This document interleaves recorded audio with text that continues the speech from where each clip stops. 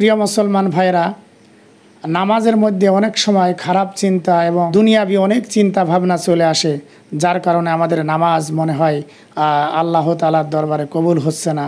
অনেক সময় নামাজের ভিতরে মন লাগে না। নামাজের মধ্যে খারাপ ওয়াসওয়াসা এবং খারাপ চিন্তা আসলে আমাদের করণীয় কি, এবং নামাজের মধ্যে খারাপ চিন্তা এবং ওয়াসওয়াসা আসলে রাসূল করিম সাল্লাল্লাহু আলাইহি ওয়াসাল্লাম কোন আমল করতেন এবং সাহাবীদেরকে এর সমাধান কি দিয়েছেন, চলুন আমরা সহিহ হাদিসের আলোকে আমরা জেনে আসি।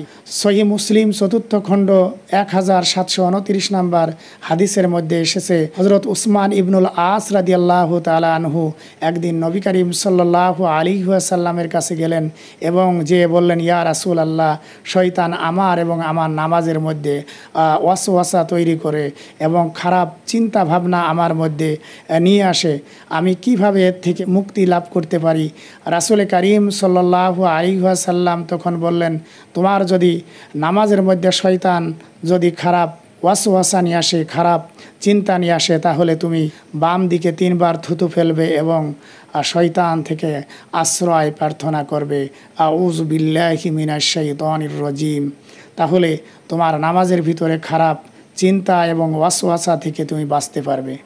আল্লাহ রব্বুল আলামিন আমরা যে আমলটি শুনলাম, এই আমলটি করার তৌফিক আল্লাহ তাআলা আমাদের সবাইকে দান করুন। আমিন।